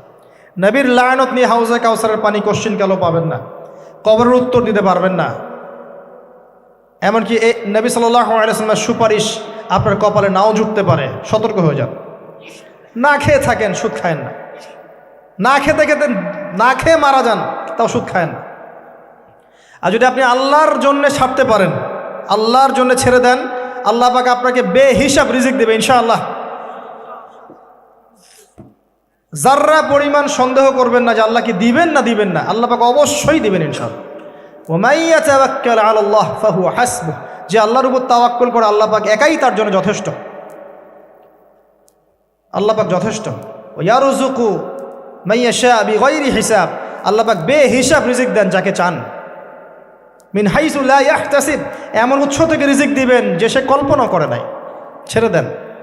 কিন্তু বিশ্বের শুরু থেকে নিচ পর্যন্ত রিবা দিয়ে ভর্তি। একটা ছোট্ট গ্রামে যাবেন, দেখবেন একাধিক সুদী এনজিও কাজ করছে। এখন মা বোনরাও খুব বেশি সুদ খায়, ব্যাংকের মধ্য দিয়ে, সমিতির মধ্য দিয়ে, এইটা ওইটা ছল চাতুরি ঘুরিয়ে ফিরে কতভাবে যে খাওয়া হয় আল্লাহ ভালো জানেন। আল্লাহ পাক আমাদেরকে এই মহামারী থেকে হেফাজত করুন। সবচেয়ে বড় মহামারী চলছে বিশ্বে, এই ইকোনমিক মহামারী, রিবা কেন্দ্রিক মহামারী, যেটা মুসলিমের ইমান আমল সব ধ্বংস করে দিয়েছে। আসেন, তিনি আসছেন, দেখলেন এক শ্রেণীর মানুষ আগুন, বড় বড় আগুনের দলা, এগুলো মুখে ঢুকাচ্ছে, পিছনের রাস্তা দিয়ে বের হয়ে যাচ্ছে। নাউযুবিল্লাহ পড়ি আমরা। জিজ্ঞেস করা হচ্ছে কারা এরা, মর্মান্তিক শাস্তি হচ্ছে। নবী সাল্লাল্লাহু আলাইহি ওয়াসাল্লামকে বলা হলো, এরা আপনার উম্মতের সেই সব ব্যক্তি, listen to me very carefully, এরা আপনার উম্মতের সেই সব ব্যক্তি যারা ইয়েতিমদের মাল আত্মসাৎ করে খেত। আমার ব্যাখ্যা করার কোনো প্রয়োজন নাই, আপনারা সবাই শিক্ষিত মানুষ। এতিমের মাল আত্মসাৎ করলে যদি এই শাস্তি হয়, জনগণের মাল আত্মসাৎ করলে কি হতে পারে চিন্তা করে দেখেন। কি হতে পারে? এটা মানুষের হক, আল্লাহর কাছে ক্ষমা পাওয়া যাবে না, মানুষকে দিতে হবে। আরও এগিয়ে আসলেন, তিনি দেখছেন, এবার বলতে গিয়ে আমার বুক কাঁপছে। দেখলেন এক শ্রেণীর মানুষ জিহ্বাগুলোকে টানা হচ্ছে, আগুনের কেচি দিয়ে কেটে দেওয়া হচ্ছে, আবার জিহ্বা জোড়ো লাগছে, আবার কেটে দেওয়া হচ্ছে, চলতে আছে অনবরত, কন্টিনিউয়াসলি। আল্লাহর কাছে কায়ামন বাক্যে দোয়া করি, এ সময় দোয়া কবুল হয়। আল্লাহ পাক যেন দোয়া আমাদের কবুল করেন, আল্লাহ পাক যেন আমাকে এবং আপনাদেরকে এদের অন্তর্ভুক্ত না করেন। জিজ্ঞেস করা হলো এরা কারা? নবী সাল্লাল্লাহু আলাইহি ওয়াসাল্লামকে বলা হচ্ছে, এরা আপনার উম্মতের সেই সব ব্যক্তি যারা ছিল বক্তা, ওয়ায়েজ, যারা অনেক বক্তব্য করত, নিজে আমল করত না। আর এই মহামারী আমাদের মধ্যে ছড়িয়ে পড়েছে, কোনো সন্দেহ নাই। যদি না পড়তো তাহলে আমাদের কথায় মানুষের জীবন পরিবর্তিত হতো। খুব কম দেখা যায় যে আমাদের কথাগুলো আপনাদের কলবে তাসির হচ্ছে। তাসির তখন হবে যখন আমার মধ্যে আমলটা থাকবে। আর এখন তো আমরা ওয়াজ মাহফিলে প্যান্ডেলকে বানিয়েছি পলিটিক্যাল প্যান্ডেল, কোনো কোনো ক্ষেত্রে বানিয়েছি ভোট চাওয়ার প্যান্ডেল, কোনো ক্ষেত্রে বানিয়েছি যে জিকিরের নামে যাবতীয় বেদাতি কারবার হবে, গানের মতো ডিজে জিকির হয়, ডিজে জিকির। মানে কি যে হয়, যে আসবে তারও কত কাহিনী, আবার বিগ বিগ বাজেট, এইসব না মিললে আবার বক্তব্য হবে না। তারপর দেখা যাবে 1 ঘন্টা কথার মধ্যে গাল গল্প কেচ্চা কাহিনী 50 মিনিট, আর বাকি 10 মিনিট একে অপরের সমালোচনা, কি শেষ, ওয়াজ মাহফিল মাশাআল্লাহ শেষ। খুব কম ওয়াজ মাহফিল আছে জনগণকে বলবেন কি শিখলেন আজকে ওয়াজে, বলবে হ্যাঁ সুন্দর সুর করে কিছু কথা বলেছে, কি শিখেছে, আমার কি বললাম ঠিক বুঝতে পারলাম না। Out of content, out of topic, কোনো কনস্ট্রাকটিভ কথাবার্তা নাই। তো এছাড়াও জানা অনুযায়ী আমল না থাকলে এই অবস্থা হবে। আল্লাহ পাক আমাদেরকে হেফাজত করুন, আল্লাহ পাক আমাকে এবং আপনাদের সবাইকে হেফাজত করুন, আমিন। আরও এগিয়ে আসলেন, দেখা গেল এক শ্রেণীর মানুষ, যুবকরা খুব ভালো করে শোনেন এবং বিবাহিতরাও শোনেন, সামনে রাখা আছে ভালো গোশত, বাম দিকে রাখা আছে পচা গোশত, গন্ধ বের হচ্ছে। তারা এই পচা গোশত তুলে তুলে খাচ্ছে, গোগ্রাসে খাচ্ছে, ভালো গোশতের দিকে ভ্রুক্ষেপও করছে না। অবাক হয়ে নবী সাল্লাল্লাহু আলাইহি ওয়াসাল্লাম জিজ্ঞাসা করছেন, এরা কারা? তাকে বলা হচ্ছে, এরা আপনার উম্মতের সেই সব ব্যক্তি যাদের ঘরে পবিত্র স্বামী ছিল, বাইরে অন্য পরপুরুষের সাথে প্রেম করেছে, যাদের ঘরে পবিত্র স্ত্রী ছিল, বাইরে পরকিয়া করেছে। আর এখন যত মিডিয়া আছে দেখবেন, সিরিয়াল, মুভি, জাবি জাবি, এরা পরকিয়া শিখায়, জেনা এবং পরকিয়া শিখায়। খেয়াল করে দেখবেন, একটা ছেলে মেয়ের অবাধ মেলামেশা, হারাম মেলামেশাকে এমনভাবে উপস্থাপন করা হয়, মনে হয় এটা একটা পবিত্র ইবাদত মনে হয়, এবং বোঝানো হয় যে প্রেম তো পবিত্র, পবিত্র প্রেমে কি সমস্যা? আরে প্রেম পবিত্র তখন যখন আমি আমার স্ত্রীর সাথে প্রেম করব। আর দেখবেন যতগুলো এই যে মুভিজ, আপনার সিনেমাস, ফিল্মস, গান, নাটক, এগুলোর মূল থিম কিন্তু হারাম প্রেম। অল্প কিছু আউট অফ কন্টেন্ট অন্য অন্য থিমের মধ্যে আছে। দেশ নিয়ে কতগুলো মুভি হয়েছে, কতগুলো নাটক হয়, ইসলাম নিয়ে কতগুলো হয়, শ্রদ্ধা ভক্তি এগুলো নিয়ে কতগুলো হয় দেখবেন। আর এই যে অন্য কান্ট্রির যে সংস্কৃতিগুলো ঢুকেছে, এইগুলোর মূল থিম দেখবেন পরকীয়া করাচ্ছে, পরকীয়া শেখায়, বেহায়াপনা শেখায়, কীভাবে শাশুড়ির সাথে ঝগড়া করতে হবে, কীভাবে বউ রেখে আরেকটারে প্রেম করতে হবে, বউকে কেমন করে ব্লাফ দেওয়া যায়, এদিকে স্বামীরা ব্লাফ কেমন করে দেওয়া যায়, এগুলোই শেখায়। এবং অনেক ক্ষেত্রে দেখা যায় তাদের দেশের মানুষ এগুলোর প্রতিবাদ করছে, আর আমাদের মা বোনরা এগুলো দিব্যি দেখছে, ডেইলি রুটিন, যে 3-4 ঘন্টা এগুলো দেখতেই হবে। বাঘের সামন থেকে আপনি হাড্ডি গোশত নিয়ে আসতে পারবেন, এইসব মেয়েদের হাত থেকে রিমোট নিতে পারবেন না। এর পরেও দেখবেন আপনি আবার নগ্ন ফিল্ম, পর্নোগ্রাফি আছে না, এগুলো আবার ফ্রি অ্যাক্সেস, আপনি চাইলে ইন্টারনেটে ঢুকবেন, দেখতে পারবেন। এটা কিন্তু আমরা রাষ্ট্রীয়ভাবে বন্ধ করতে পারতাম, যে আমার দেশে কোনো পর্ন সাইট চলবে না, কোনো পর্ন সাইট চলবে না। পর্নোগ্রাফি একমাত্র কারণ, সমস্ত কারণের সবচেয়ে বড় কারণ, বাকি কারণগুলো আছে, সবচেয়ে বড় কারণ, এর কারণে ধর্ষণ বাড়বে। যত বেশি পর্নোগ্রাফি প্রচলন ঘটবে তত বেশি ধর্ষণ বাড়বে, কারণ পর্ন দেখতে দেখতে মানুষের ভিতরটাকে পশু বানিয়ে ফেলা হয়, এবং এই পশু সুযোগ পেলেই একটা মেয়েকে ধর্ষণ করবে। হ্যাঁ, এর ভিতর থেকে বাইরে মনে হচ্ছে কোটটাই স্যুট পরে আছি, জুব্বা ডুব্বা পরে আছি, ভিতরটা পশু বানিয়ে ফেলা হয়। এবং দেখবেন ফাঁক পেলে মেয়েকে ধর্ষণ করবে, ফাঁক পেলে বাচ্চাকে ধর্ষণ করবে, প্রাইভেট পড়াতে গিয়ে ছাত্রীকে ধর্ষণ করবে, চাকরির ক্ষেত্রে মেয়েকে ধর্ষণ করবে। দেখবেন এই কাজগুলো হবে, সুযোগ পেলেই ধর্ষণ করবে, কারণ ইন্টারনালি সে বিস্ট হয়ে গেছে, জানোয়ার। কিভাবে হয়েছে? ওই পর্ন দেখতে দেখতে। যারা এটাতে এডিক্টেড, তখন মনে হয় যে জগৎটা মনে হয় এমনই, একটা মেয়ের দিকে সে আর শ্রদ্ধা, সম্মান, ভালোবাসার দৃষ্টিতে দেখতে পারবে না। মেয়ের দিকে তাকালেই মনে হবে গোশতের টুকরা, খালি ভক্ষণ করতে হবে। হ্যাঁ, মাইন্ডসেটটা চেঞ্জ করে দিবে আপনার। মানে আমি আপনাকে বলি, পবিত্র ভালোবাসাটাকে যৌনতা দিয়ে ট্রান্সফার করা হয়েছে এই বিশ্বে।